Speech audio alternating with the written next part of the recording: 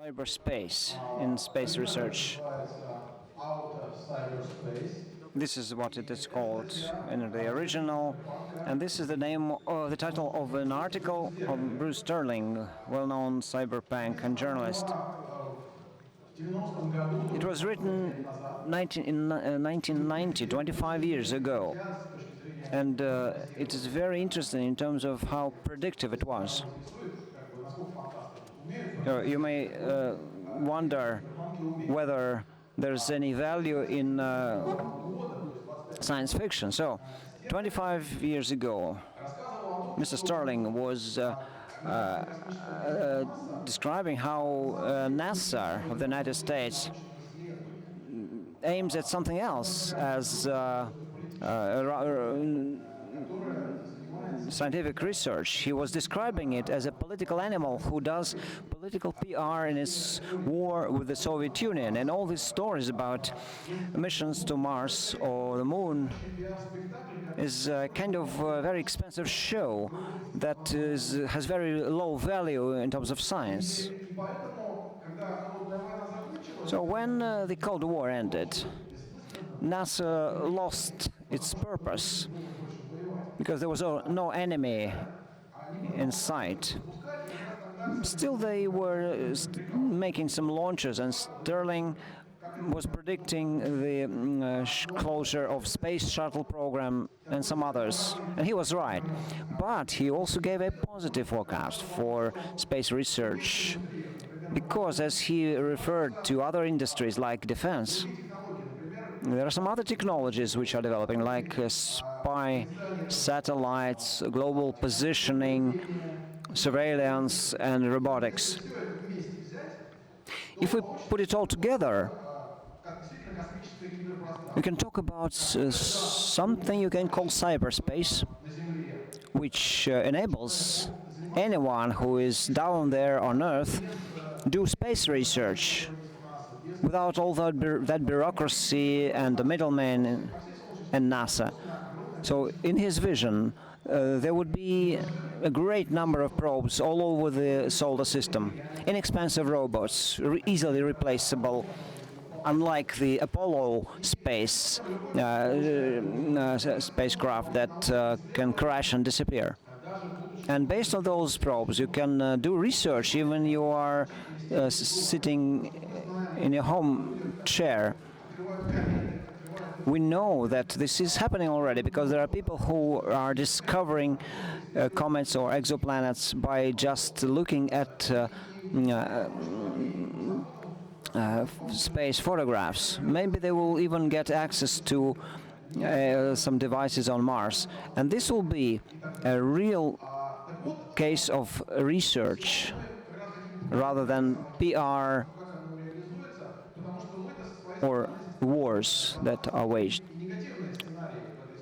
From the security point of view, we see some negative side to that scenario, because when outer space becomes accessible to hackers, they can capture a space station or signals or whatever else. We can guess what it can cause, because of course any critical structures can be cracked. The same can happen to space equipment. Experts say that we're not there yet, because space equipment is unique, very different from what we have in industrial management systems. Like Siemens may have a single controller for thousands of enterprises. So if you found the controller, you found vulnerability there, you can go and crash enterprises all over the world, including the power stations. The situation with outer space is more promising, because for each device there are many unique things like software, but still there are some alarm signals when from time to time something happens with a probe or spacecraft or space station. So it may suggest that you can go against and break a space station without physically affecting it. You can do it remotely, and also this space transportation market is very competitive, and many companies are trying to capture the niche that NASA abandoned. They are offering their spacecraft, and interestingly, most of the companies that are trying to capture that market now are being financed by former IT guys, or maybe current IT guys like Elon Musk, who founder of PayPal, Balance from Amazon. Microsoft has its own space program. Google as well. No, they have a tender. They suggested, they offered people to participate in a tender to come up with the best and quickest moon mower. So maybe it's a good way to get rid of your competitors. Well, but we're not guessing here. It's rather, we're here to try to see what is happening with the outer space, especially as regards internet vulnerability. There are 3 presentations which are officially listed today. One of the presenters is not here yet, so we will announce him, but we will not wait for him. We will begin, and hope he will get here later.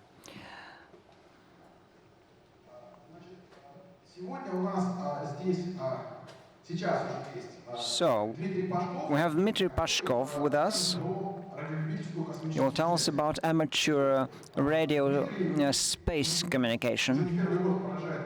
Dmitry keeps amazing Russian internet users by harvesting data from space satellites.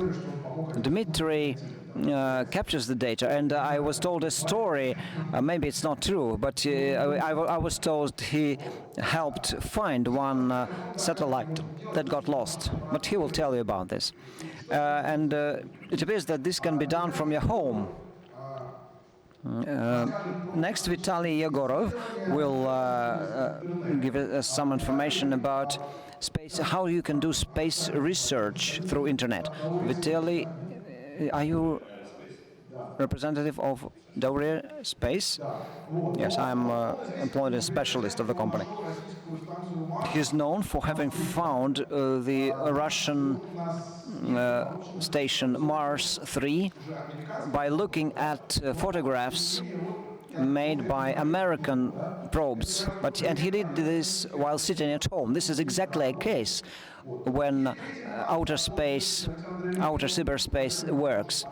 And finally, Alexander Lin, who will join us later, promised us to tell us about such promising things as world space research. He's co-founder of Lead Industrial, which is part of the Skolkovo cluster. So he's really the one who knows everything about the modern research, especially the space rocket transport. Okay, Vitaly will be the first because his presentation got loaded first. Maybe this is the sign from above. I would rather do it while standing. Apart from being employee of Dowry Aerospace, I'm also a blogger. I write for Vkontakte, and my nickname is Green Code.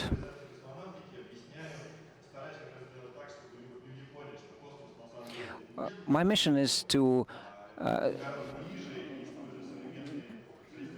explain to everyone that space is not something that is far away, because modern communication technologies bring it closer to us.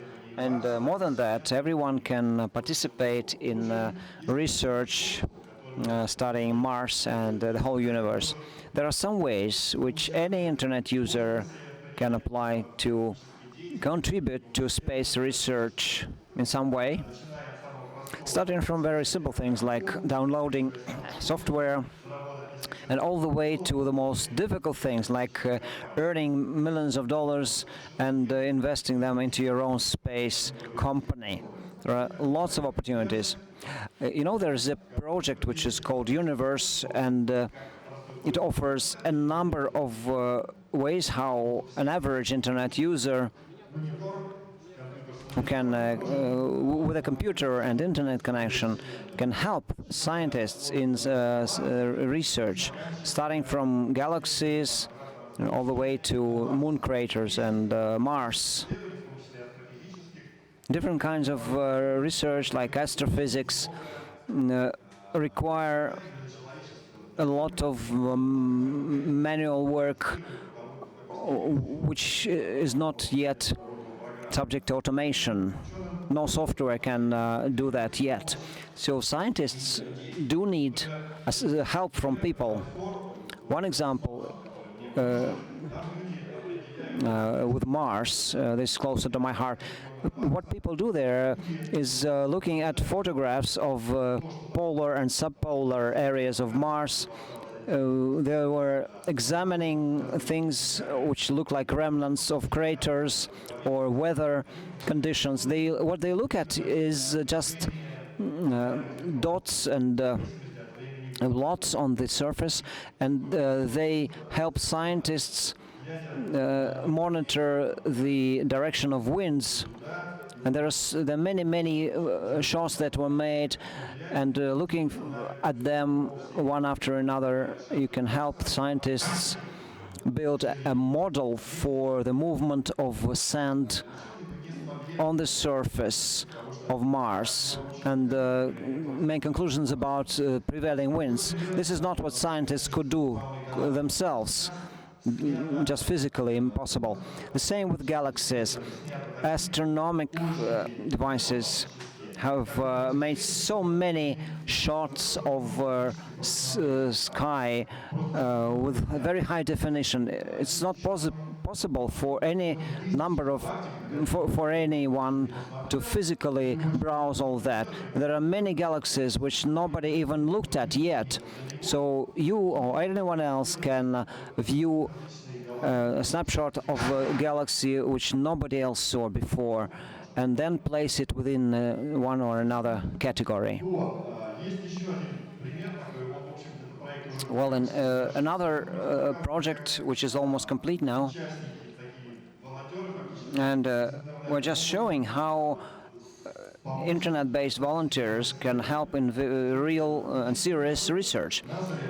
Back in the year 2000, NASA implemented its Stardust project, when a spacecraft flew through the solar system and collected dust, space dust, which it came across all the way.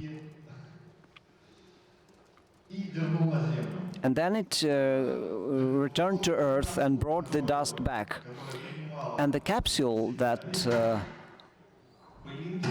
was used to collect the dust particles,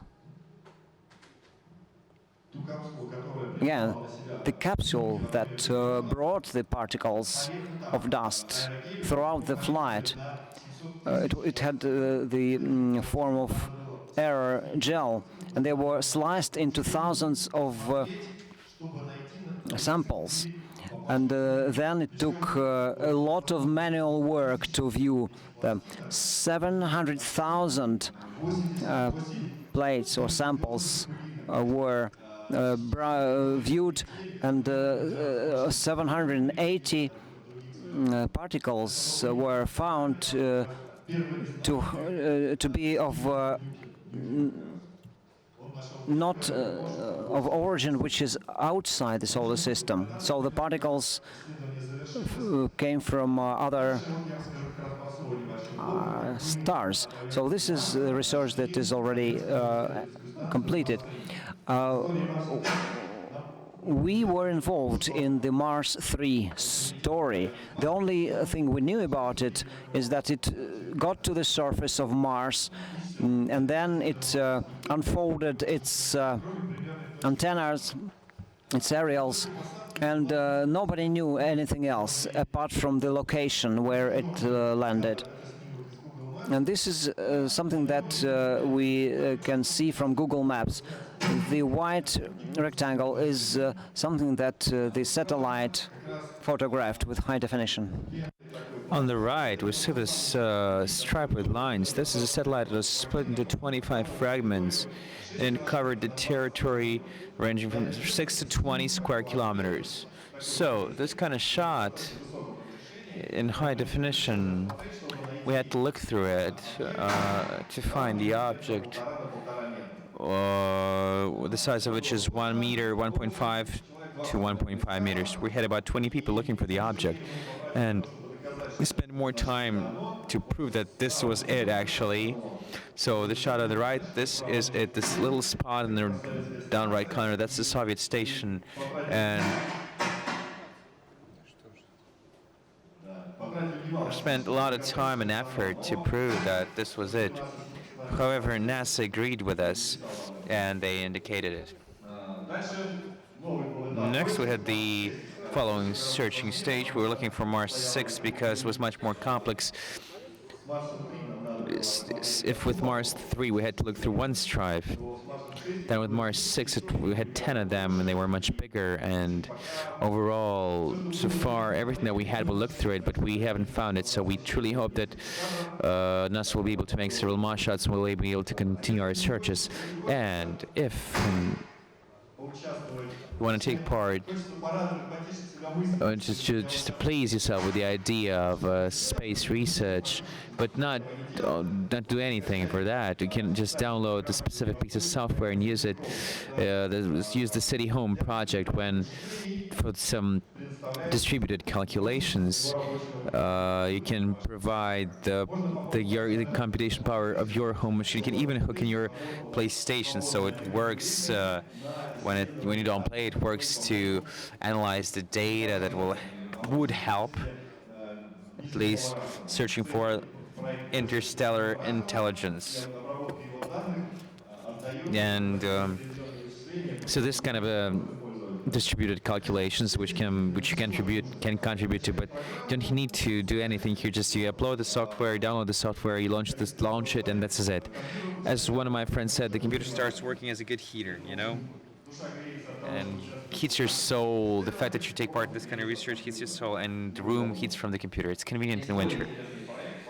There's a more interesting project here. It's in development. Cryface. The idea here is to create the global network to register space rays. Space rays are the space particles that are rushing close to light speed. Those are the atoms of ferrum or things like that. So they get into the atmosphere of Earth and get split into other subatomic particles. So they're kind of the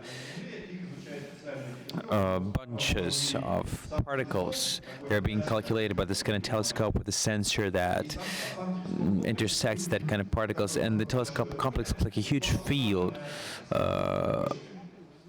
with the barrels covered with zinc. So these barrels detect these particles that fall on the surface of Earth, and stemming from the quantity of those particles, there is a calculation made on what actually arrived. So based on that, this interstellar particles which reach the Earth are being detected. The idea of Cryphis is to use the smartphone matrices as this kind of sensors. So you simply download the app, and this is it. Your smartphone just works. You don't need to do anything. It calculates the interstellar particles, doing the real astrophysics at the peak of it. Yeah, looks like space particles are in the works, huh? So at the peak of astrophysical research, where a lot of things should be done in the future, the smartphone becomes, in a way, kind of sensor for global hadron collider, which registers this kind of particles at their relative speeds.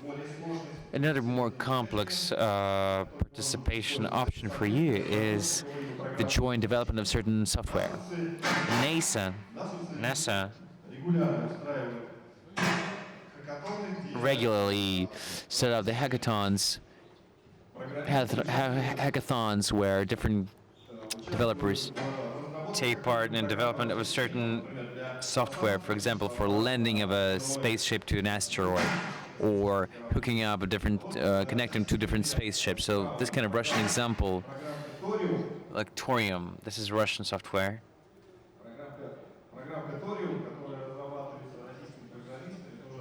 Which is developed by Russian developers in their free time.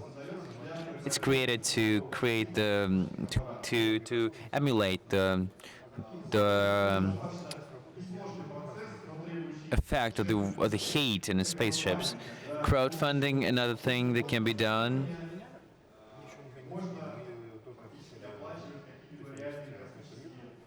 Where it's possible to pay for the creation of spaceships via crowdfunding. Of course, we're far from space shuttles, but still, the record number here is 1.5 million to build a space telescope created by planetarium resources. That is a record,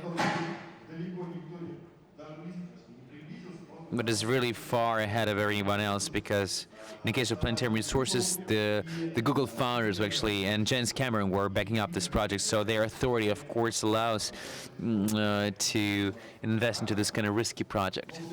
Yet, a lot of people supported them, and I believe they owe me even one photo for $200 that I sent them. They offered to create a telescope, and those who gave the money, the exchange would get the photo with a set objective the objective that they set. So I would ask for Mars, of course. Another option. It got only $106,000 in Kickstarter. The idea was to create the satellite on Arduino. So the guys were going to get 80, but they got in the end 106,000. They created two satellites to launch both of them. Satellites kind of performed pretty well because in a year or so after the launch, the satellite, the company got the new name and got the investment of $20 million to launch 20 satellites like this. So the satellites would actually do some commercial activities. In Russia, things are much more modest. There are a few examples, though, where I took part.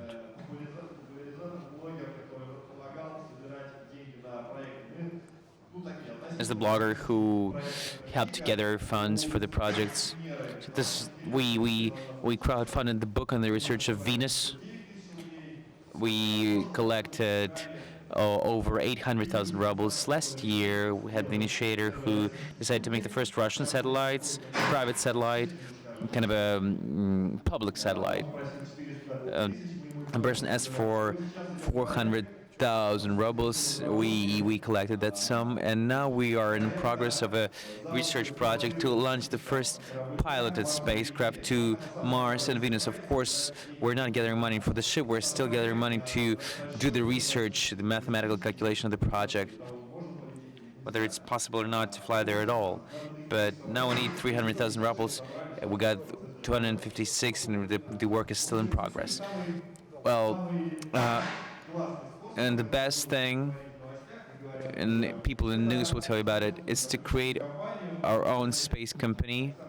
Alexander Lean, when he comes, this is the way he followed. At first, didn't have hundreds of millions of dollars.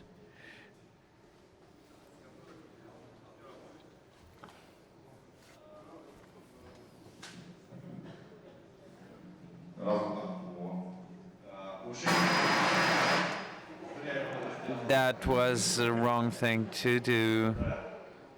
Чем у наших инвесторов, точнее, у наших создателей космических компаний нет сотен миллионов Of долларов. course, our investors, our space companies, managers, and have millions of dollars to be on par with the American companies. However, here are a few examples. One of the creators of PayPal created the SpaceX company. It's pretty successful. The Amazon creator invested into Продюсер компании Blue Origin. Blue Origin. They're not flying to space yet. They are making suborbital touristic capsules, but they still have some military orders to build the engine, and in fact, they're building quite serious spacecrafts. And Microsoft one of the вложился в Microsoft проект founders Starlaunch. invest into Stratolaunch. This is the ambitious project. Выстрелит он или нет, но идея такого It's запуска. hard to say if work or not, but the idea is to launch from the flying plane. So now they're busy with modeling two Boeing 747 to make it into one huge plane with two cabins, between which it would be possible to launch the rocket and launch it from the height of 15 kilometers. So there are lots of ways to express themselves here. It's not the only list of those companies and projects that experiment in the area of space. Google has a project with the Mooncraft. Сейчас у них уже сеть своих собственных They have the set of their own satellites. They bought the Skybox for $0.5 billion. So there are lots of ways to get into space for businesses. This is it. Please ask your questions.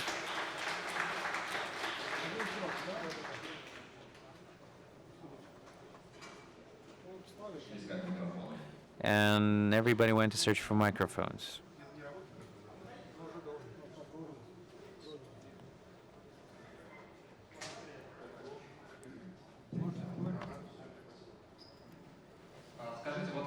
Can you please tell? You were telling about the problem of that there aren't so many scientists, and it's necessary to process a lot of data. That's why people are invited to analyze the data. Well, there's a similar task that was solved by Google when they were using people to, so for example, if somebody authorizing the mail with the wrong login, they need to unsolve the part of the book.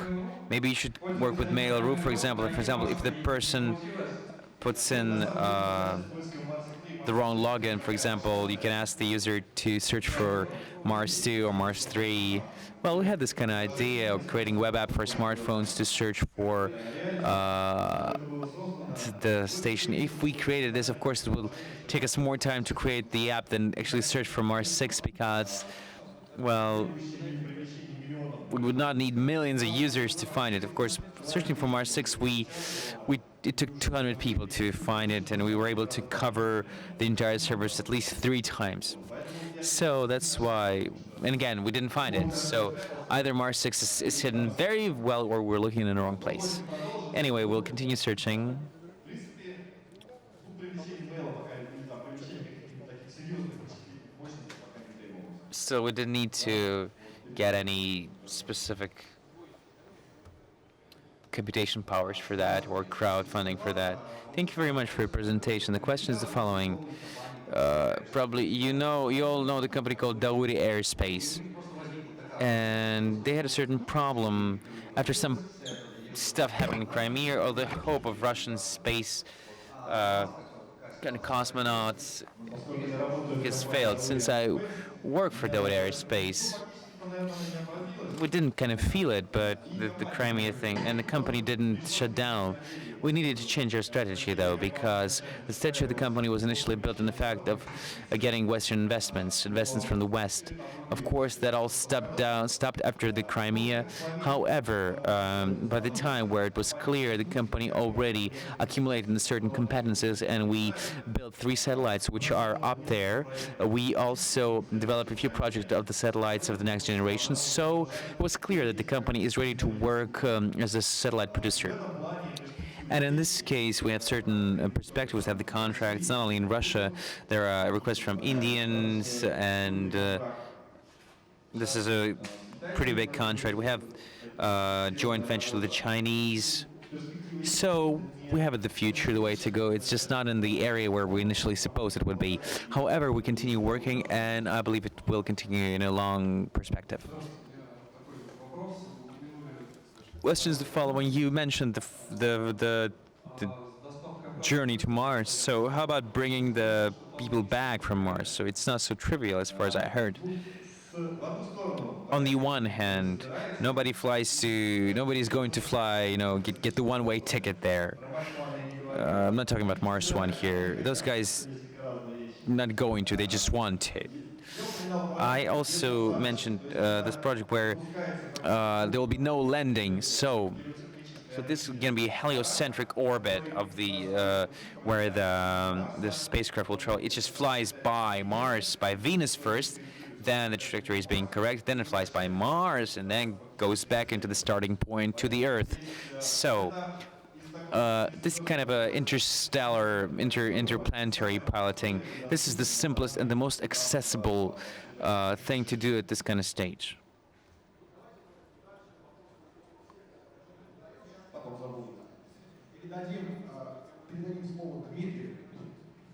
Let's give the word to Dmitry now. Good afternoon. Now let's imagine that you don't have internet. It's just shut down. And talk about getting a signal from spacecraft directly.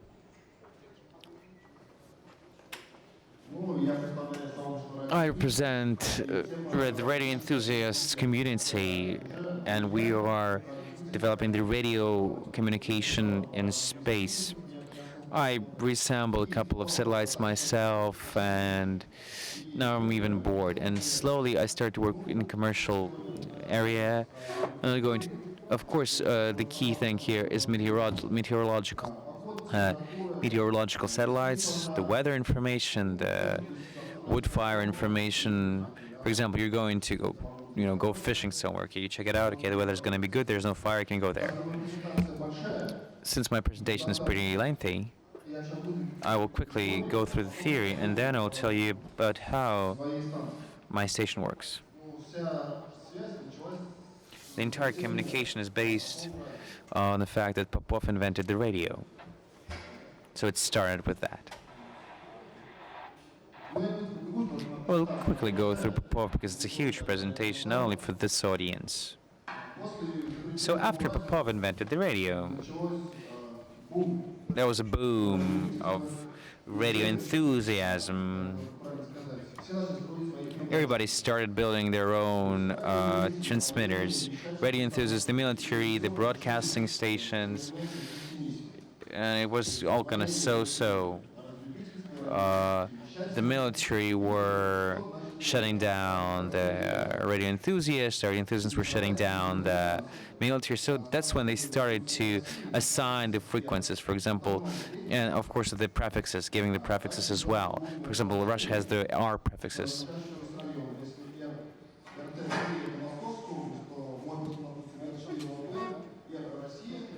So here R will be Russian and RU that be the Mordovia Republic in Russia, and so on. So these are the calls, the radio identifiers.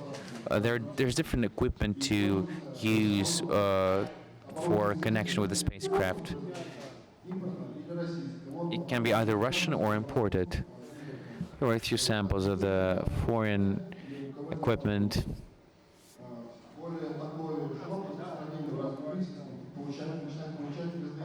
As the SDR transmitters are transceivers are becoming more widespread in the radio enthusiast area. It can be connected to the computer, to Windows, to Linux, to Android.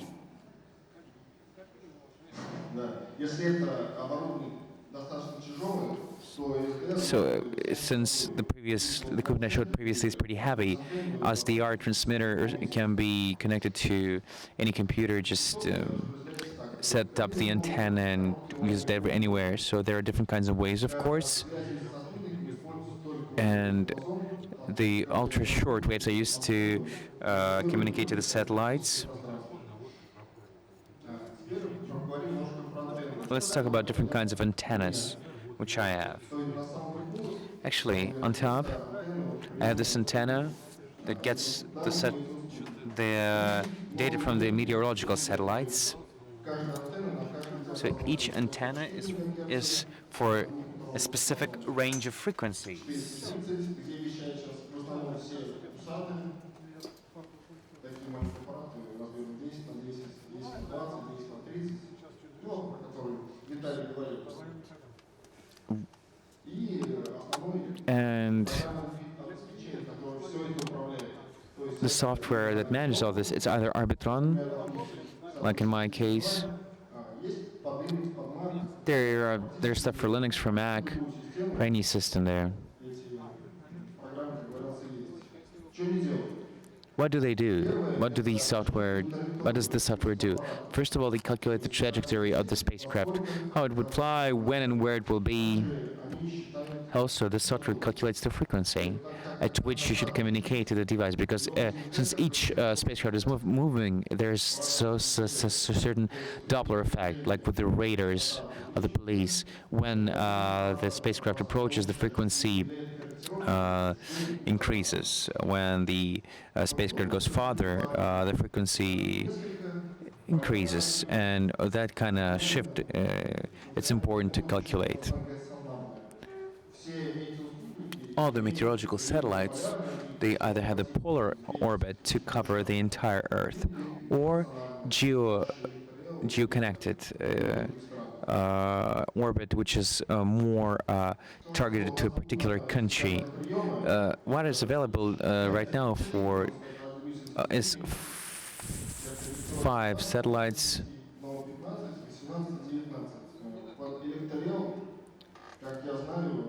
As far as I know, there's software for most of these satellites. То есть с этих аппаратов мы можем передавать, принимать информацию. Метеоролога. We can get information on these kind of satellites. This is the Russian Meteor M2 satellites. It's at the height of 800 kilometers now at the orbit, and it's with a definition of 1.51 pixel per kilometer. So it transmits everything via the radio waves, short radio waves, 137.1 megahertz. And this kind of images is possible to collect from this satellite. This legendary shot that went through around internet, the shot of the eclipse that I got. On the top, we can see it. To get this shot, of course, I had to drive out, set up the antenna, using the receiver and record the signal, and then I went home. Of course, I didn't know whether I will actually get the shot. I just recorded the radio signal and decoded it at home. Next, Electro L. This is the Russian satellite. Probably a lot of people are familiar with it. Probably not everybody, but yet. It works at the Earth's orbit. It's situated in one point, and shoots the entire planet in high definition. American satellites NOAA 15, 18, and 19. They've been launched in 1998, 95, and 99. And they send the analog signal, so it's possible to get the signal from them if literally you just buy the radio, go to the market, buy the radio, any radio connected to the computer, set up the software, and can easily get the information from these satellites. It's a bit more complex with Meteor, but with NOAA it's simpler. The shots from NOAA look about like this. It's about 20 to 10 kilometers per 1 pixel, so it's a low resolution, yet it's more informative. We have only 2 channels here, so visually, it's the visual channel and the temperature channel. It also sends these satellites also send the infrared scope and scopes like that. Cloudy, rainy. This is the way it shoots the Earth. So if the satellite moves around the orbit of the Earth, it shuts the stripe of say 2,000 kilometers. It shots it, it processes it, and sends back to Earth. So the signals is being sent non-stop, 24/7. При полете спутника в основном получаете вот такую вот картинку. So you can get this kind of picture anytime. Декодеры есть американские The спутники. decoder for American satellites, no, they are openly available. Программа платная, но доступна. You have to pay for the software, but there is a free version of it, which can also manage the transceiver, correct the frequency, switch on and switch off the transmission. For our Russian meteors, we have this Russian decoder. Называется ПТ-декодер. Теперь как подошли Now let's speak about how, now we're getting closer to наземные станции. what is the part of the Earth station. Of course, the on-ground station should contain several elements. First of all, the antenna. The more pieces you have in it, the better. It is attached to the turning device, so it can be constantly pointed in the direction of the satellite, since it's moving around the orbit non-stop, and antennas should be directed towards the satellite. Of course, PC is the central device. It manages both the receiver, the transceiver, and the antenna, and the amplifier of the signal. Everything is controlled by the computer, and information is sent on screen. Now, the online receivers are very popular. So if you don't have the antenna or the little transceiver license, there's the web. There are web SDR receivers. So you go to the web page and can easily listen to any frequency range when the satellite gets over you. You choose the frequency and can do your scientific research. There are the meteor frequencies. My one has different ranges. The range where the cosmonauts work, at which the cosmonauts work. And now we're preparing 12 megahertz, but there are no antennas yet. The English Cube satellite, it was launched in November 2013 during the eclipse. There were some very strange things happening to it. It was the source of experiments how the moon's shadow would affect the amount of light which its battery would get. So thanks to this, its transmitter, it was possible to build this kind of graph. So it's via the the statistics of the charging of the batteries. It was visible when the satellites were getting through the shadow, the voltage was falling. So this is briefly. Of course, there are a lot of other things, but please answer your questions.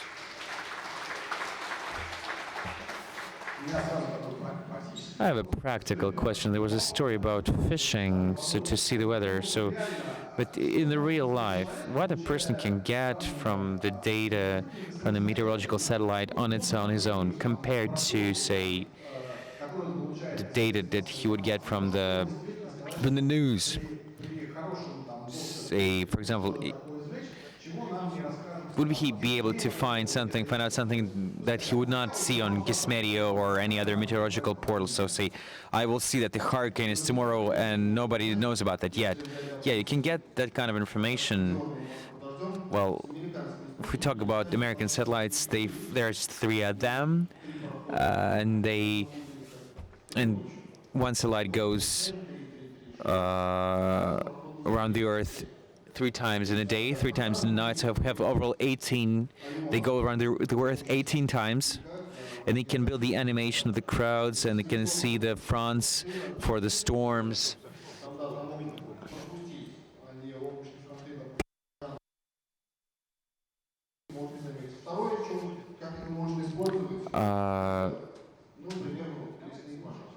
Or if we talk about forests, burning forests, for example, here's the infrared spectrum or the The smoking is very visible on these satellites.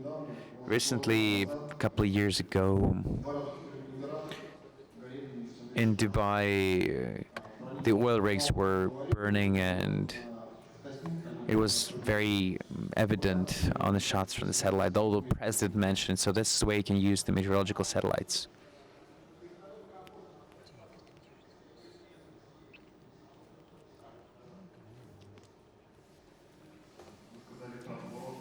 You said about the turning device that points the antenna to the satellite.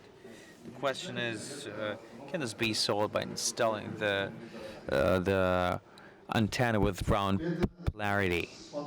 Well, it depends on your objectives. I have this kind of antenna with round polarity, circular polarity. There are two frames there, the 90 degrees with opposite phases, so this kind of antenna can receive the signal in a semisphere. And if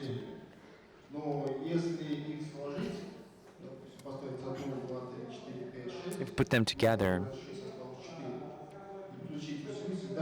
and connect them to transmitter, yes, on low orbits,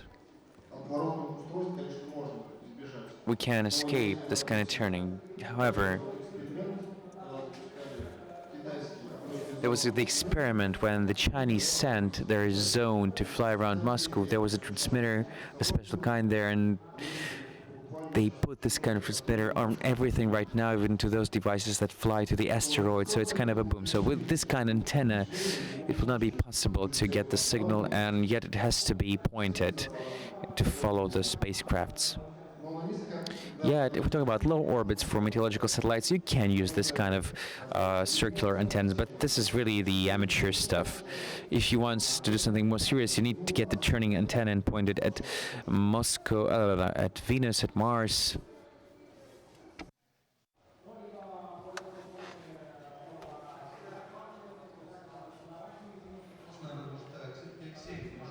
Question to Alexei. I may have missed something, but what about hacking the satellites? Are we about to hear anything about that? Any discussion? Okay, it's okay about receiving the signal, but what about transmitting something up there? And what is the code, etc.? Or maybe interfere into the control systems? You know, I can share you a myth with the Sputnik satellite. So the story goes like that. Because this solar eclipse is an event which attracts a lot of journalists and other people, I approached Roscosmos with one idea. Why don't you give a snapshot of this eclipse from space, put it into news, and everyone will like what you do. Roscosmos got interested, they talked to their technical people, and the technical people said that it is impossible to get a photograph of solar eclipse. Maybe they were too lazy, but, you know, those were technical people telling the Roscosmos press people, told them. And then I saw information about one amateur who received the signal from the satellite, and he did something that Roscosmos people could not do, or claimed could not do. So it was a case of kind of hacking. Okay, it's okay when the satellite flies right above your head, but in this case the satellite was quite far away, but he was so good as a radio guy that the satellite was very close to the horizon, but he got the result. Of course it was not a full hack case, but he did something that the whole Roscosmos failed to do. Maybe they did not want to do it. And what about controlling satellites, hacking the control systems? Well, the satellites have each its own specific platform. It's not possible to hack it without this information. The only thing it is possible to do is to interfere into controls if you know the frequencies. Let's take a Russian Progress 27 rocket. The frequencies are known to everyone, and theoretically it's possible when the thing flies above you, you can modulate a signal which is stronger than the Roscosmos signal, and the spacecraft will not receive the signal, but not hacking it. Okay, can you assemble something from readily available parts? Yes, you can find something on the market. The amplifiers are not so good, but well, it's possible to build something that will make it unoperational. There were cases when Ukrainians were creating interference for geostationary satellites. So it's a case of suppressing the signal which goes from Earth to space, not vice versa. Of course, they can switch to another range immediately. Maybe Phobos ground station could also have been damaged like this. Yes, and a long time ago, when U.S. satellites were successfully flying up there and Russian satellites kept falling on Earth, there was one crazy idea to put a barrel of iron nails into space and have it explode there, so that all satellites will be damaged. Not that serious. There was a case when a US and Russian satellites collided. Another case was a stupid one when the Chinese launched an anti-satellite missile to hit their own satellite at the height of 700 kilometers. There are cases like this. But if we put a kind of satellite somewhere in the orbit and have it destroyed, all we do is we block this specific orbit. If you put a bunch of nails, a handful of nails in a low orbit, they will fall down quickly. But if it's 800 kilometers above the Earth, they will stay there for hundreds of years. But outer space is so big that even if you have a trainload of nails, you cannot block all the orbits. Okay, this is quite a positive note, and with that we can switch to the next presentation, Alexander Ilyin. My presentation is all about space. It's not about hacking. It's history and future of space flights. Let me start with history. You know, it is impossible to really understand the current situation in space research unless you go back to 1960s. And I'm trying to understand why people were so enthusiastic and launched such big projects. And then we'll go to future. Why did people want to go up to space? Why didn't they put their ambitions to doubt? You know, the only thing people knew about planets was anything they can view through telescope. In case of Venus, it's only the clouds that could be seen. Everything else you have to imagine. Mars was more interesting because they saw kind of channels there, or canals. This is what you see Mars, how you see Mars through the eye of a 19th century telescope and in a modern picture. So people back then had an idea that those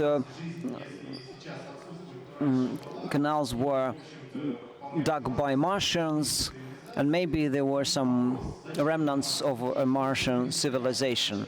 So people did not even challenge this idea to go to Mars, because of course we wanted to meet Martians. Early in the 20th century, people get more and more euphoric about space travel. Some initial engineering ideas came about.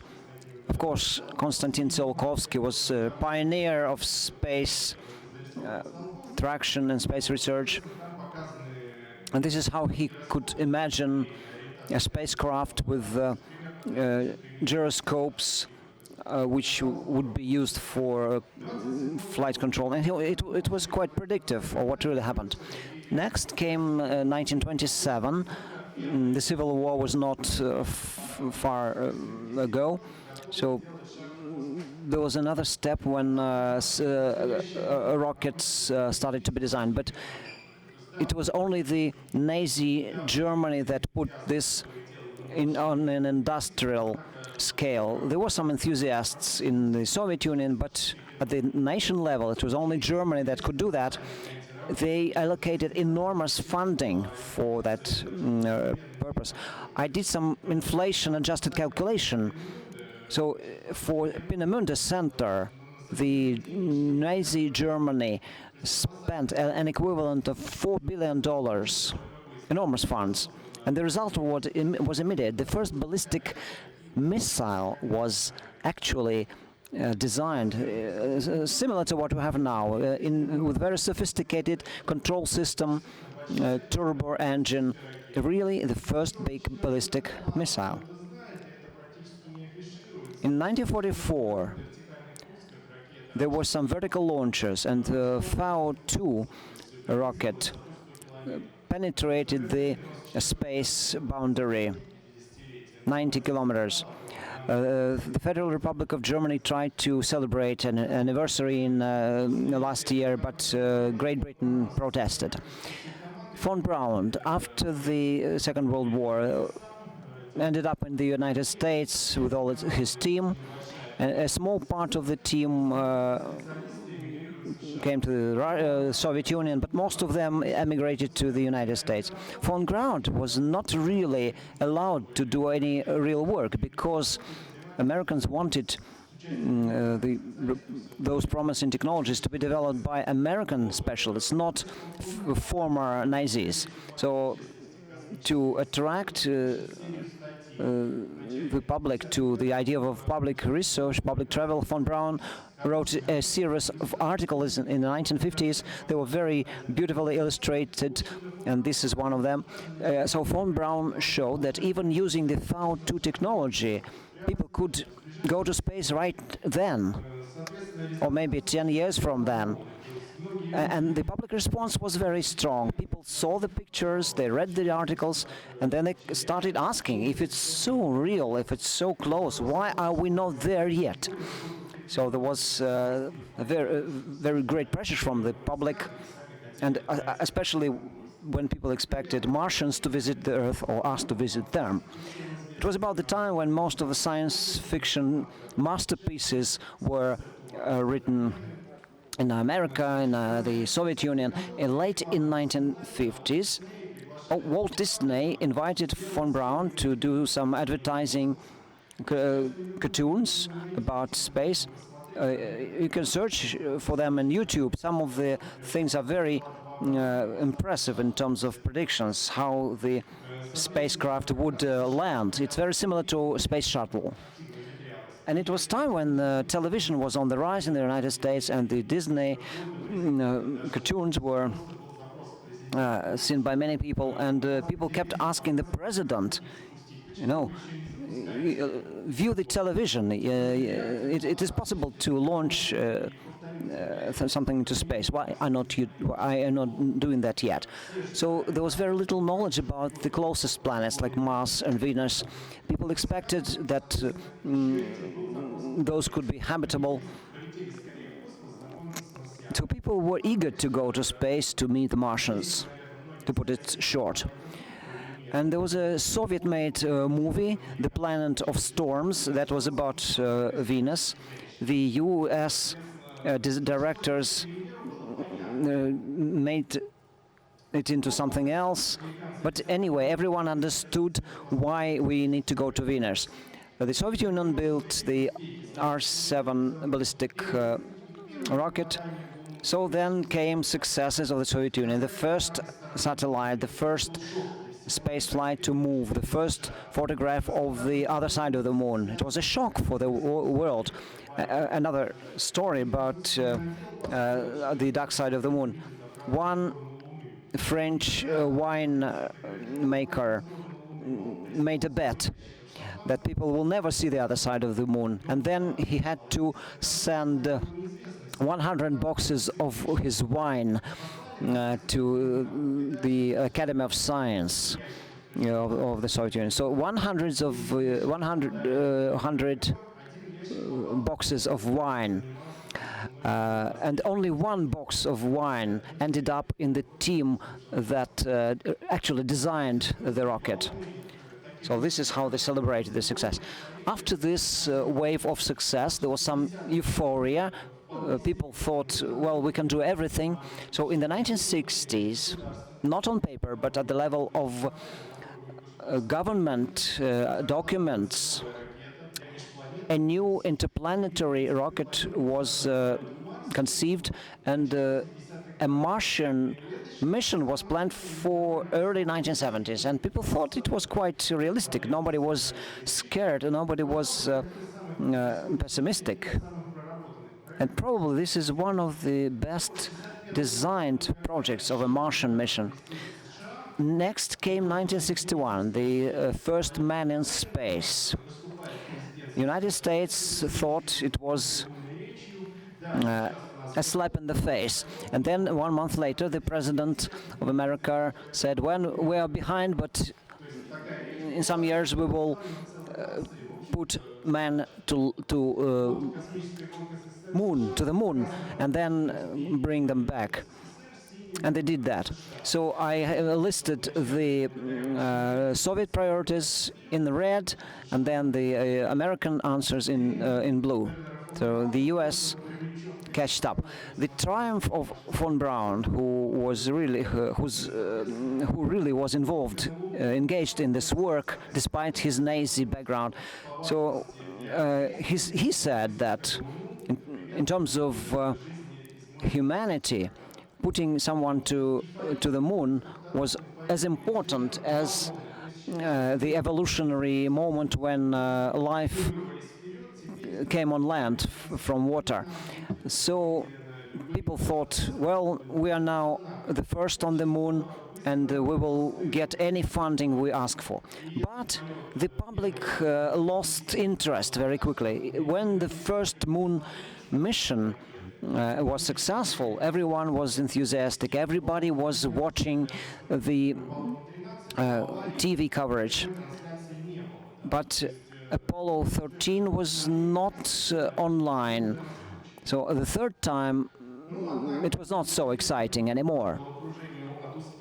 Engineers were also euphoric in America, like they were in the Soviet Union. So there was a prediction back then that in the year 2000 there would be regular flights, piloted flights between Earth and Mercury, and people were given figures to prove that in year 2000 people would live and work in space and on other planets. But it all started with non-piloted missions or probes. It was less expensive and less risky for people's lives. So the Marina 4 in 1967 brought some initial Martian photographs. It was a disappointed.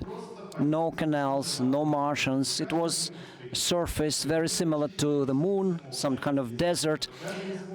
In the Venera 6, the Soviet Venus station, did not even reach the bottom. It was crashed by the air pressure and high temperature. No kind of life there. So the humanity found that there's no place to go really. So these immediate destinations all of a sudden disappeared, and with that disappeared the motivation. So initially the idea was that people would bring some wood panels and nails to Mars and start building houses similar to American towns. None of that happened. So there were three options put in before the President of the United States. So these there were very modest options. 100 people inhabiting a station on the moon, 2 Martian missions, and something else. And the funding that was requested was twice as big as anything else, any annual spending. So it was the war of Vietnam War. So Nixon actually turned all of them down. To compare, NASA has $17 billion. Roscosmos has only 5, and they were asking for 60 at that time. So this is the kind of evolution of space exploration expenditure. You know, the peak corresponds to the Apollo program. So people never again spent so much on space. There were some mistakes that the Soviet Union did. As a result, the Soviet global space program was also discontinued, and the orbital stations that effectively were responses to the U.S. Successful moon missions became almost the only thing that was done in space. This is the American Skylab station. It's almost forgotten now. It was gigantic even by modern measure, and the astronauts that have experience with Skylab pity the American astronauts who have to squeeze into the International Space Station. So astronauts or other spacemen never had such comfort before. They had personal toilet at each of them. But that station did not have an independent engine, and it was burnt into the atmosphere. The shuttle never reached it. The Soviet Union kept improving its space stations, and the 1980s the Mir station, the best that the Soviet engineer could do it. It's a multimodal station. America focused on reusable shuttle. Unfortunately, it was turned out not to be as economical as expected. The plan was that shuttle would replace all one-time launchers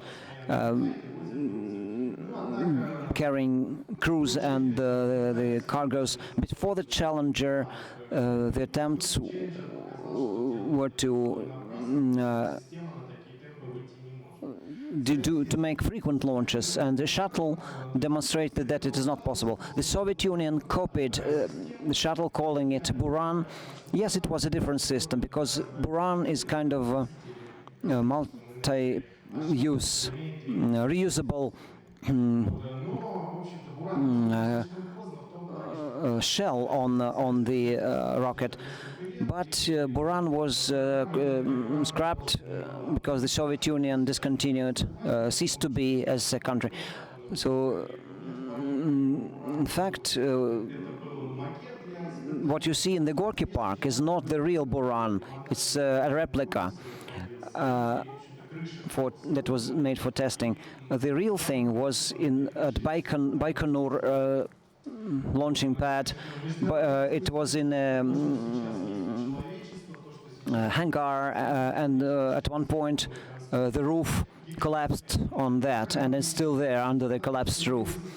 The International Space Station was the result of a compromise and the result of shortage of funding. The US had its Freedom project.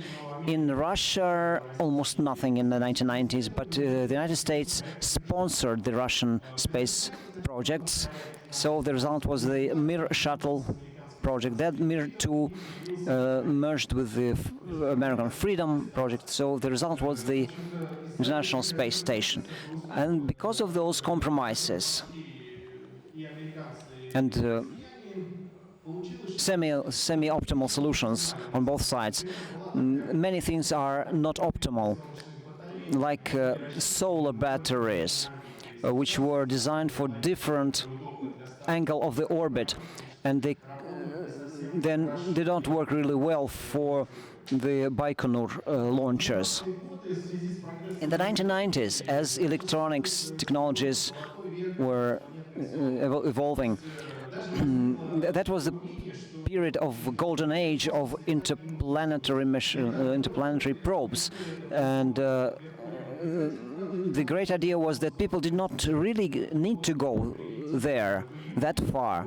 So the messenger took these years to get from Mercury to Pluto, and it returned a lot of photographs.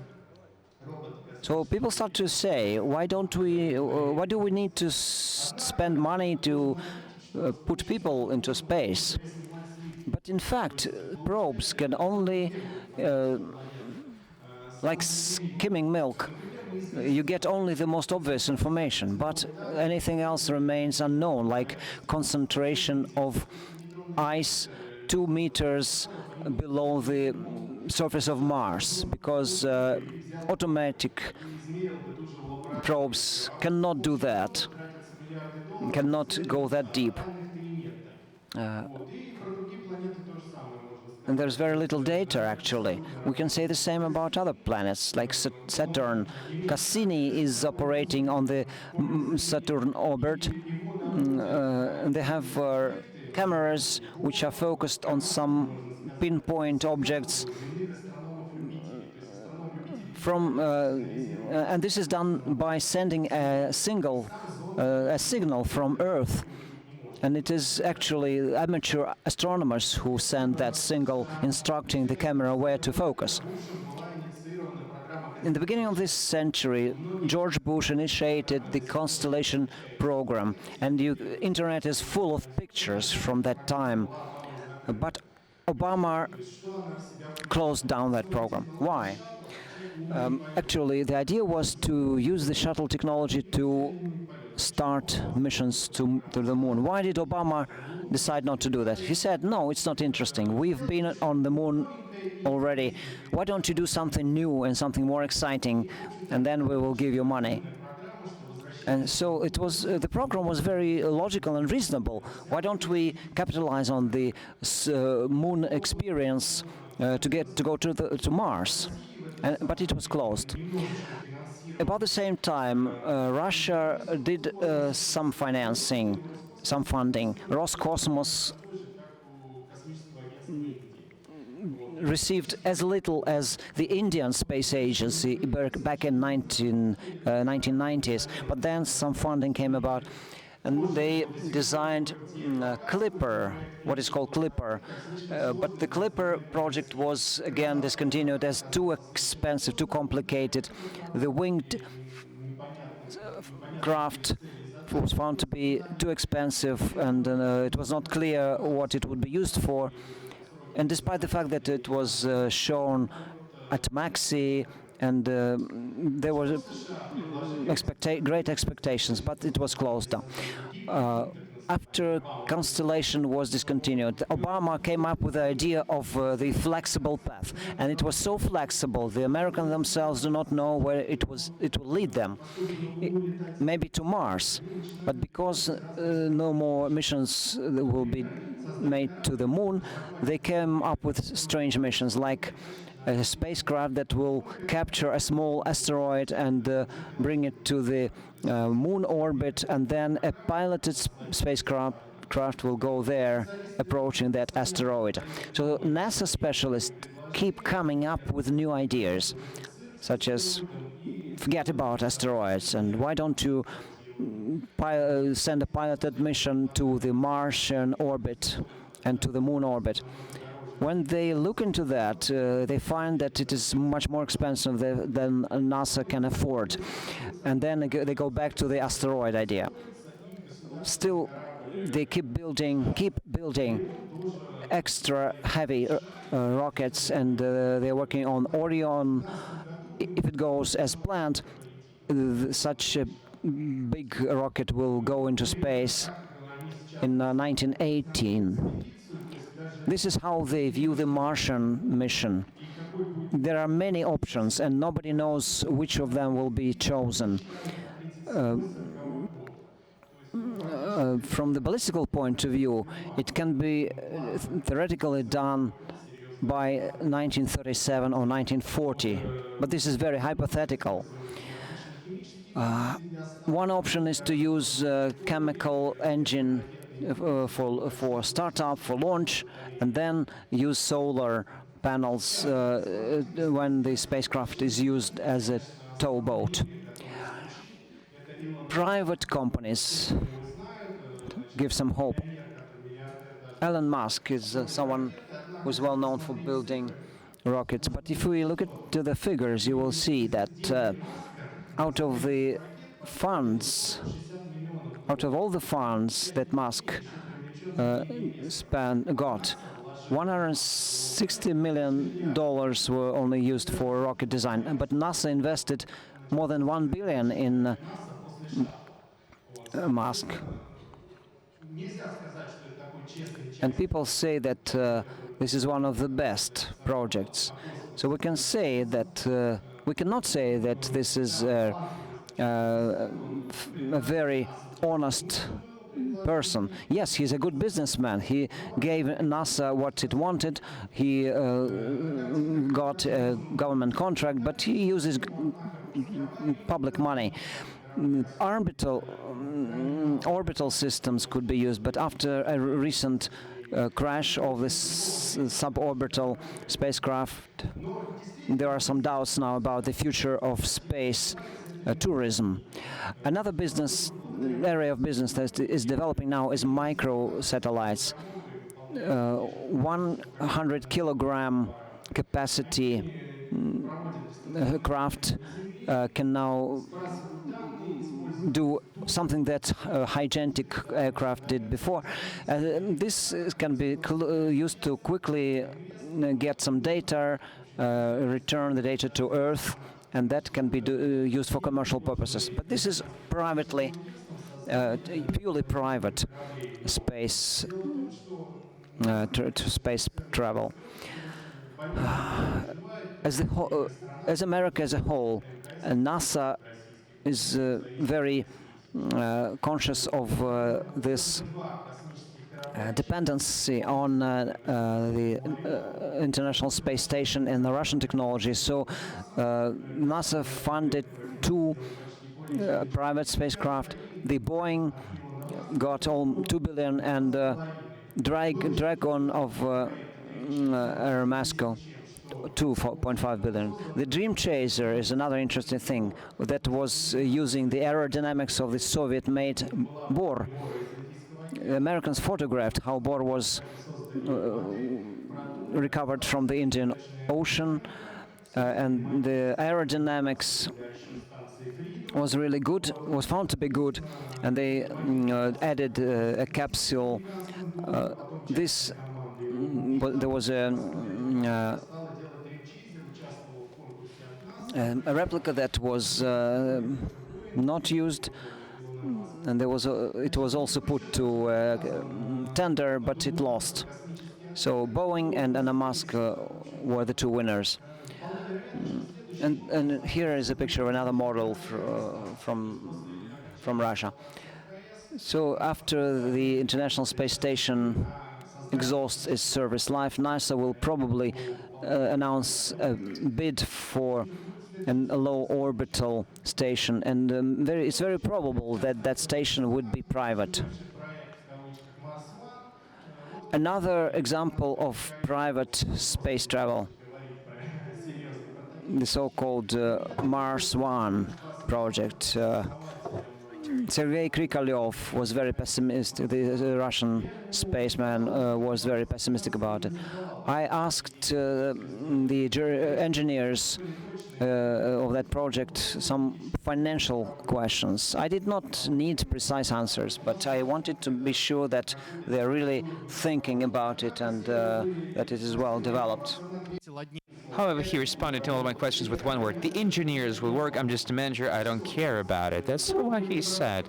His involved. That was his level of involvement.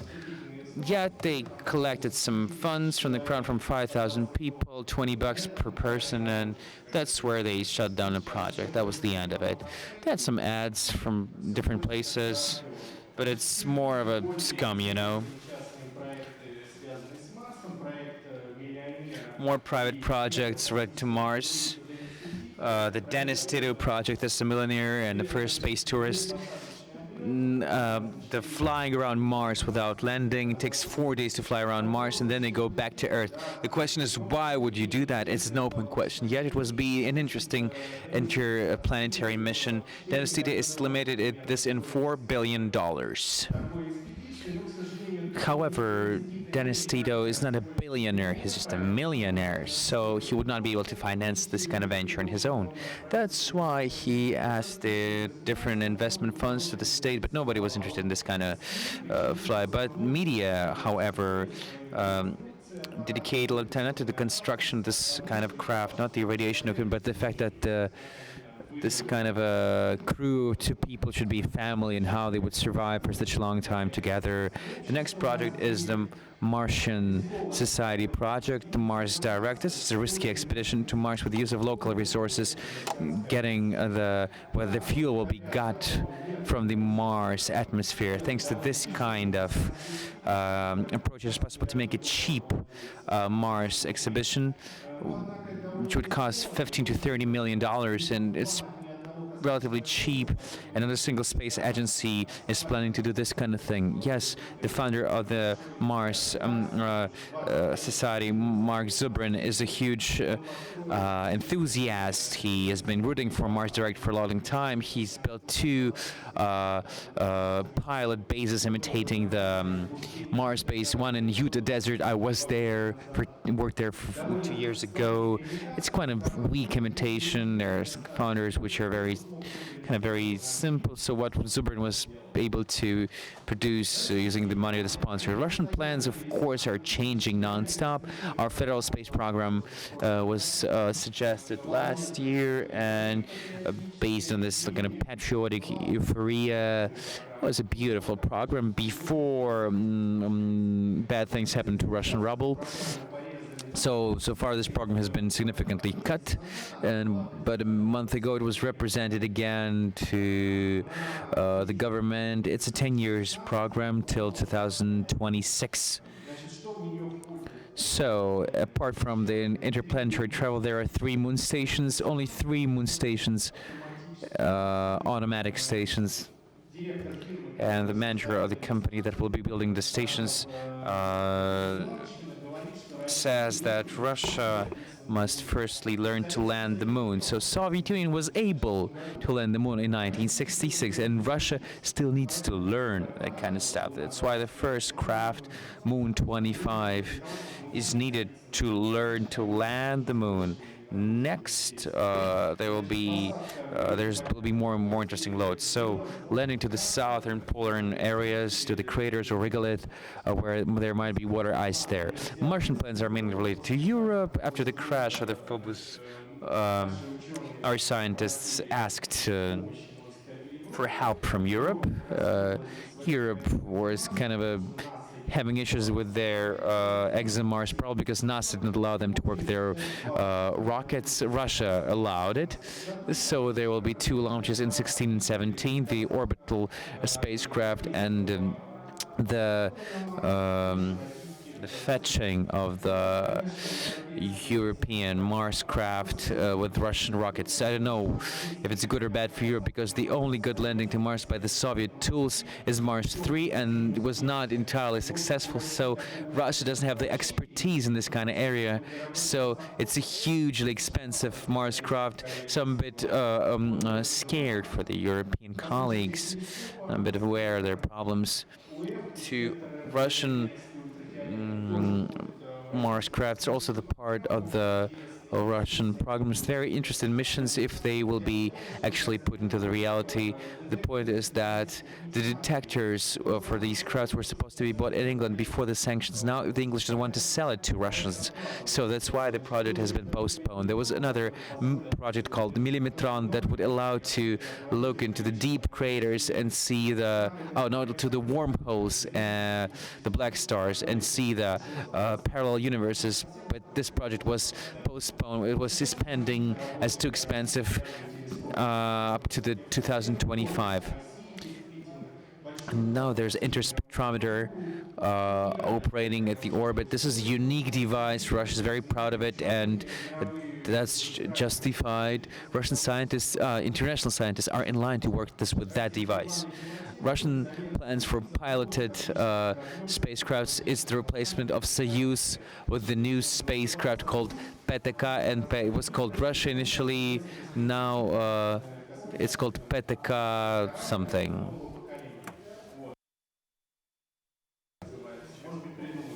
Perhaps they will come up with a new, better name. Also, there's the intention to increase the Russian segment of the International Space Station, but it's the same as with peace stations. We built it and then we drowned it. So it would be sad to do the same thing with the Russian segment of the International Space Station. So that's why there's a plan by 2024, when the International Space Station will have to be stopped. There's an intention to unhook the Russian part of it and make it a separate station. They even invite the Chinese to take part in the project. However, the Chinese had their own program, so they're not very much interested in this kind of thing. Recently, we had this Angara rocket flying into space. It was on TV. There was huge hype, but Yeltsin signed the directive to launch it in 1992. They finally built it, but to protect the constructors, the financial support was so very much limited. So as soon as they got the money in the middle of the previous decade, that's when they started to build it. So it took them about 10 years, and that's pretty much okay. So what else happened with Russian plans before the funds were cut? This was a very interesting project called the nuclear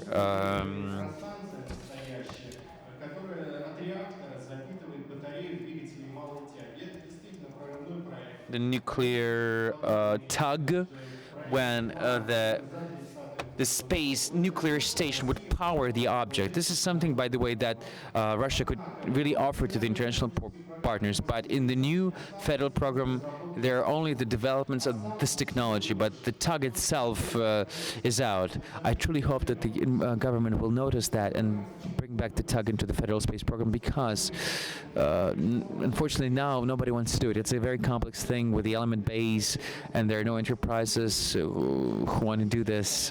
So now everyone gladly closes it, but I wouldn't love that to happen. In Russia, there was also a plan to build a super heavy rocket similar to the American one, which was supposed to support our moon program. But since the budgets were cut, the heavy carrier is postponed to 2025. There are only paperwork on it. And as a result, the entire Russian program is going to be based on Angara. For that, Angara is going to be forced. The third step is going to be based on hydrogen. Now Angara is able to bring 24 tons to the orbit. After the boost, is going to be carrying 35 to 37 tons. The moon expeditions on this kind of ship, on the new ship at the Kanpe, turn into a real circus. So you need to launch it 4 times. The craft, then the launching block, the moon landing model, another 2 launches. then they connect at the orbit, then they fly towards the moon, then they connect there, the landing module and the ship. So there are lots of connections and a lot of rockets, 4 rockets. далеко за пределами ФКП, соответственно, где-то на 30-й год. Ну, тут тоже резонный вопрос возникает. So a lot of mating. So again, it's all postponed to 2030. So the question is, why would you do that up to 2030 with a scheme that was realized in 1960s? The answer is that the intention is to organize the automated bases at the moon poles, and once every 6 months there will be hours cosmonauts flying there to fix the techniques, which of course will probably break. So the spacemen fly there, they install something new, and they go back. So this is not a permanent base, but a short-term visit to avoid any radiation problems. But that's far ahead in 1930s. So that's how the moon base is being drawn here. This is 2040, 2045, kind of modest to build this kind of thing. 4 barrels and 6 men in 2045 on the moon. That's really far from the fiction of the 60s, from the science fiction of the 60s. I didn't like that at all. This is my suggestion. I suggested that when the Super Heavy rocket was suggested, I suggested to bring this compact base modules with the help of Angara to the moon. We calculated with a small team the system of life support, energy support of the base, the connection, the protection from radiation, the deployment of the base, the transportation system. We built this kind of sketch, the project, and I'm happy to say that as a result of our activities, the Federal Space Program was really updated with the forced Angara and a not super heavy rocket. However, we suggested to use the Soyuz ship to the moon, but not the new PTK MP, the heavy ship. So this did not get into the Federal Space Program, but we're still fighting for it. In the end of our struggle, there was a team. They appeared to be a team, a small team. And together with that team, we went through Skolkovo. Of course, Skolkovo, everybody's skeptical about Skolkovo, but still it's a nice innovation center which helps startups. Yes, they are fond of bureaucracy there, but if you feel it all incorrectly, they will help. So with a small team, we went to Skolkovo, to the space cluster, with the project of a superlight spacecraft. And the satellites now are becoming smaller and smaller, and 100 kilos device can solve some serious tasks. So with this kind of devices, we are building rockets, a kind of a turnkey launch, because now for the space businessmen who build small satellites, they need to wait a lot of ongoing launches. There are lots of limitations to these kind of launches. That's why we suggest to take away these kind of limitations and make this turnkey rocket. There are a lot of problems like falling on the parts of the rocket, the creation of our custom light engine. Yet we got the investments. By 1917, we're going to make a first launch. Let's come back to the plans of different states. The plans of the Chinese are often mentioned in the media, and there's an opinion that Chinese are going to build their own moon base right now. Well, the Chinese have their open plans. They're openly available. They're all in Chinese, though. So by 2022, they are going to build the Chinese space station, the copy of the Mir station, the multi-module station. It's all signed. There's the financial support. They're not going to do any moon stuff, any piloted moon stuff particularly. However, on Earth, they have the entire complex to test the life support system, and it's called the Moon Palace, and there's a reason for that. It's not a Martian palace. It's a moon palace, kind of the hint of the future moon base, but in a far future. Why this complex is interesting? The point is that the Chinese got the closed life support system there, which weighs 98% of the mass, so 89% comes back and being eaten. However, the cosmonauts had to eat worms to bring back the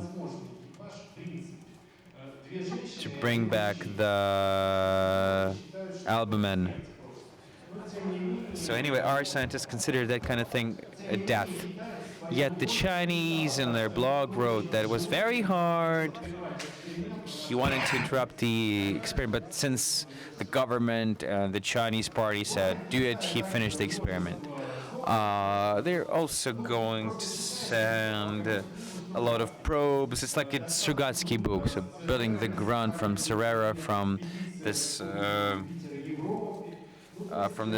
dwarf planet, the exhibition to the satellites of the Jupiter. The Chinese plans are good because there is a real punishment for not putting those plans into reality. So probably the huge part of those probes will actually make their way into space. This Chinese plan about the moon base, we have these pictures, but of course these are child's play. Perhaps after 2030, the Chinese will be interested in the moon. The Indian plans. Surprisingly, India is a huge space state. They have certain equipment. They have probes at the orbit of Mars, which works right now, and they brought it there from the first attempt. Russia doesn't have this kind of opinion. Only the Soviet Union had. They're going to do piloted flight. They're going to do manned spacecrafts. They're competing with the Chinese. They're going to launch a few probes. Probably Indian probes will be on the moon at the polar area earlier than before the Russian one. So, because the Indians are planning to launch it in 2017, Russians into 2019. The far future plans, why would you need the moon at all? Before answering the question, why would we need the moon at all? It's important to answer the question, are people going to get into space at all? And if the answer is no, then why would you need the moon? If the answer is yes, then moon is needed as a resource base for further launches into space, because there's no atmosphere on the moon. The gravity is weak. That is why it is easier to launch something from the moon and bring the loads to the orbit of Earth. And it's cheaper to bring loads from moon to the orbit of Earth. But for that, it's necessary to have the launching platforms and some kind of industries on the moon. It would be possible to bring the equatorial solar panels on the moon to send the energy to Earth via microwaves. So anyway, there are different options, different solutions. Moon can be a step from which it will be possible to continue venturing to space. There's this childish book by Pavel Plushantsev called Station Moon, and it's describes in many details why would we need the moon. And I would suggest to everybody interested in the management of space programs, and why would you need the moon? Again, why would we need Mars? Do we need a colony on Mars right now? My opinion is that probably not, because Mars is interesting as the kind of a additional planet after terraforming, when we could turn it into the Earth and then populate it. Not necessarily the oxygen atmosphere, just increase the pressure so it would be possible to be there with the oxygen mask. So that will make the work there more simple than selling the territories, make it commercial. There's this science fiction book called Applied Terraforming. It described the business models of Mars, very simply.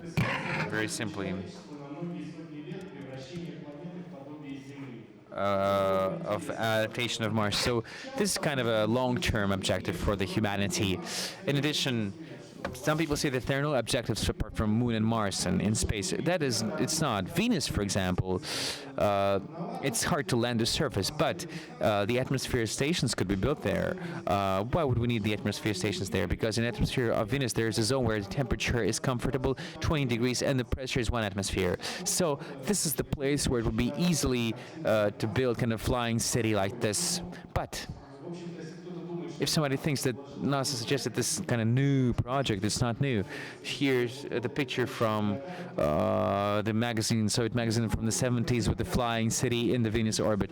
This is a dwarf planet, a former asteroid of the main range. Now it's just a rare dwarf planet. Recently, the Dawn probe flew there and made a few a few shots there, and there's some kind of light points there. Probably it's the water ice. Cerera is farther than Mars. It's a major asteroid field. It's a small planet. It's easier to land there than the moon, and it's easier to fly off it. So it's kind of a supply station on the way to far-off planets. In addition, if there's water ice there, water ice meaning water, oxygen, hydrogen. This is the fuel for spacecraft. This is a far future, but the Chinese have their reasons to put this kind of stuff in their space program, to build the ground to build the samples of the soil from Cerera. The samples of soil from Cerera. Again, the far-off planets.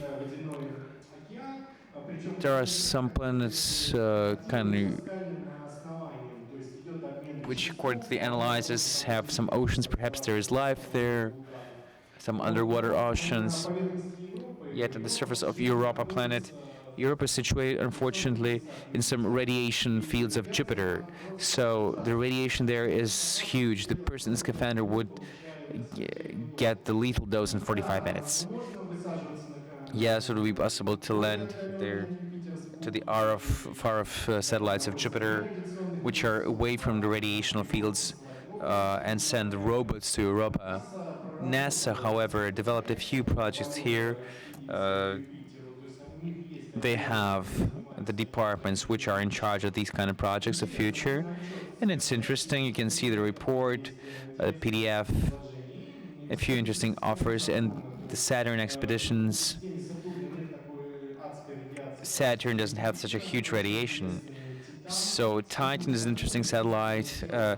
The only body in the solar system apart from Earth that has hydrosphere on the surface, not only under the icy mantle, but on the surface. So there are seas, there are rivers, there are rains, but it's not of water, but of liquid carbohydrates.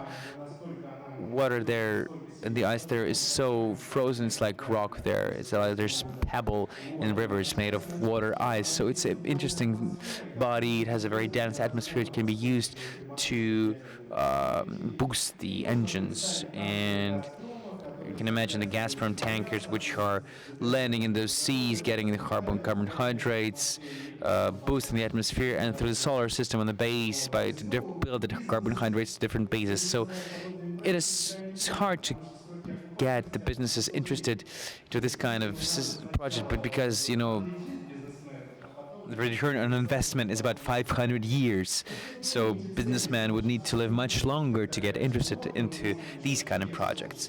But of course, it's not correct to say that there's nothing in the solar systems.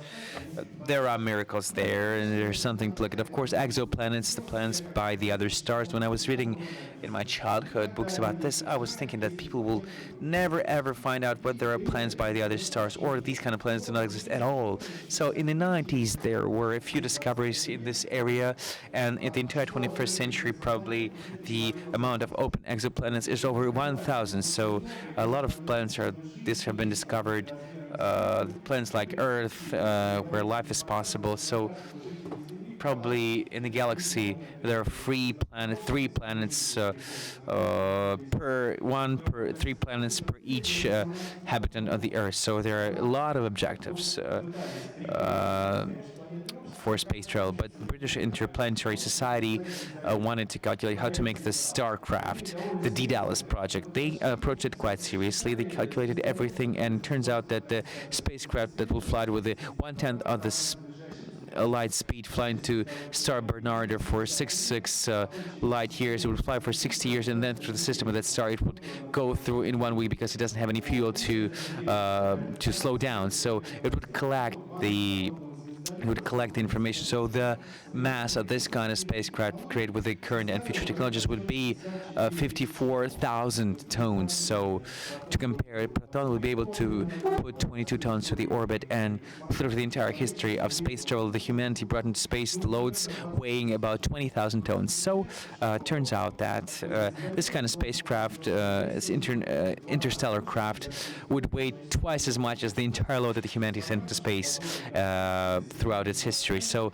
it's impossible to bring this kind of construction from Russia. So it should be built based on the resources of Moon or other asteroids. Again, why would we need this kind of interstellar craft, which would fly for 60 years, fly to the place for 1 week, and it would not even be able to transmit the data, perhaps.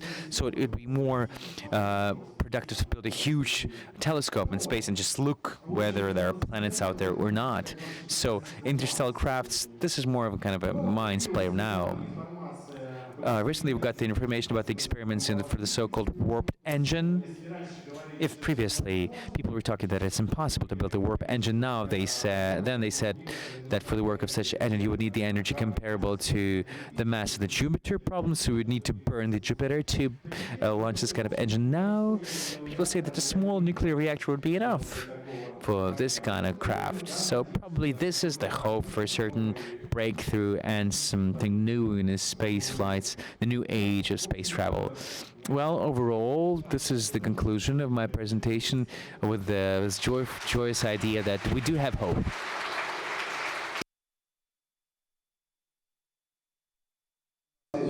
We have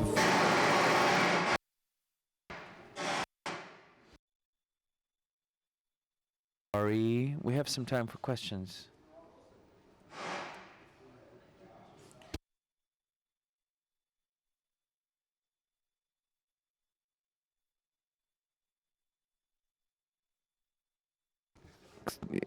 I'm sorry, I cannot hear the presenter, that's why I would not be able to translate it.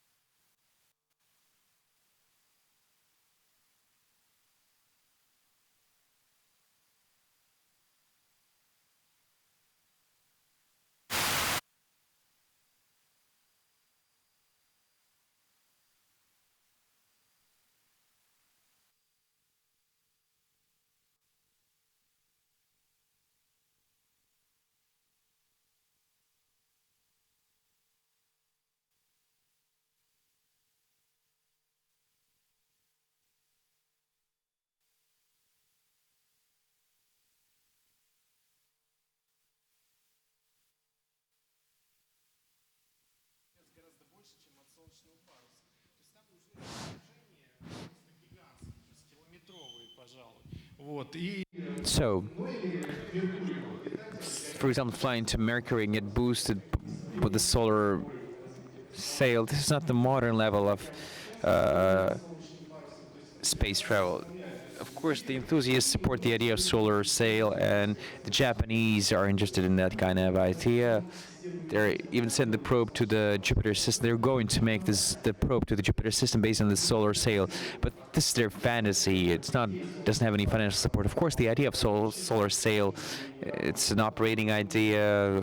It can be working, but we'll need different kind of equipment. And again, it would be possible to blow the solar sail with lasers. For example, they would be the lasers on the moon blowing into the sail of the spacecraft. So now solar sail is not used for any transportation. Will not be used in the near future.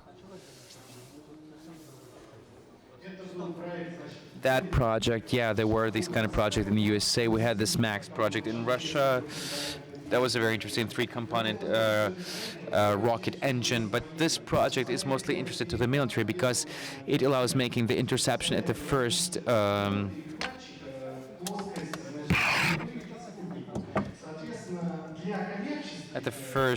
round, first turn. This kind of project is not interesting to space travels because the plane could never be replaced never replace the first stage. It's kind of a zero stage with a crew which needs to be saved if something goes wrong. Besides, the benefit from the plane is very low, especially if it's not a hypersound plane. So this kind of system can be used for any azimuth. Or to remove the dropping fields. From the commercial point of view, if business were interested and provided an ability to reduce the load, the weight, it could be more economical, less expensive.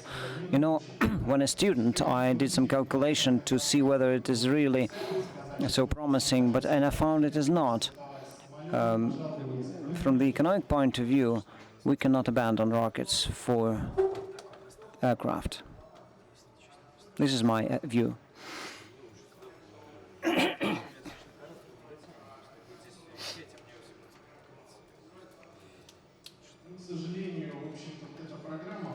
Unfortunately, the Apollo program was a lot of image making. They were eager to get better of the Soviet Union, and anything else regarding the moon was a continuation of the Apollo campaign. So it was supposed to start after 1973.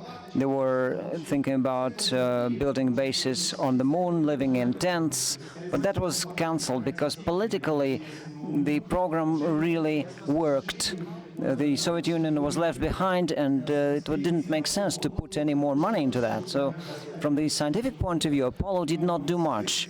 They brought some moon rock, but there was one geologist, only one geologist out of all the crew.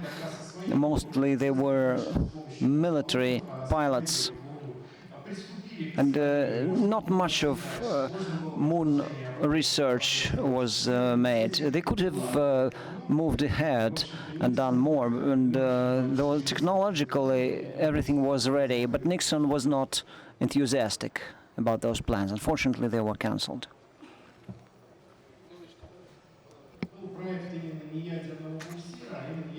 It was not. It was a project of a nuclear engine, Nerva, in the United States. There was some in Russian projects as well.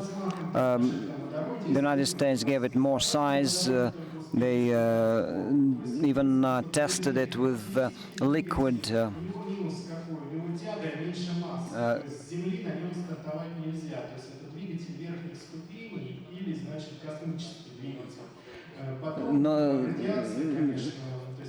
Nitrogen.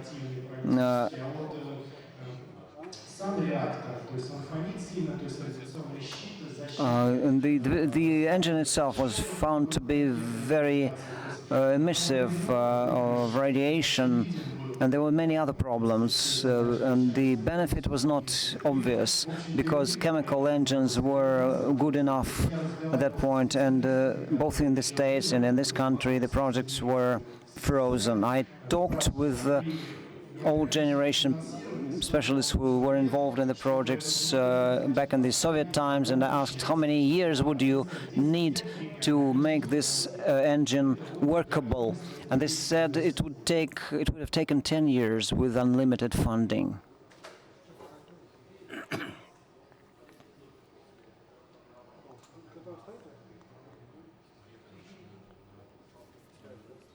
Sorry, I cannot hear the question.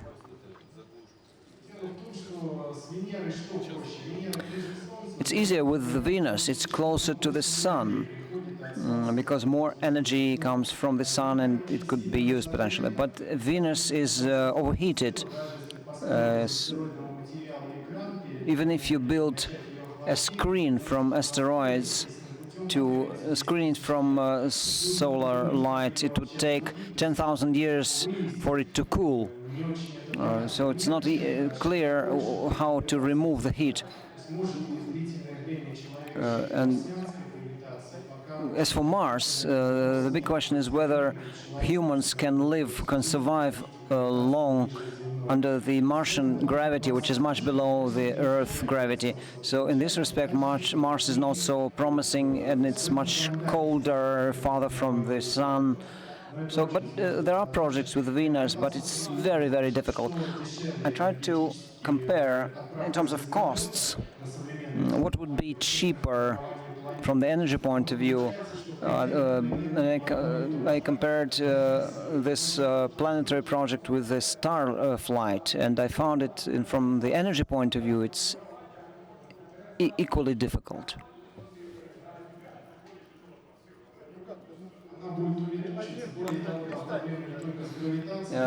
As for the atmosphere, the problem of Mars is not only gravitation, it's also the absence of magnetic field. So solar wind removes any atmosphere. But the models show that it will take thousands of years, not immediately. So even if we create atmosphere there, it will have to be replenished, but not momentarily. But the magnetic field absence is the big problem.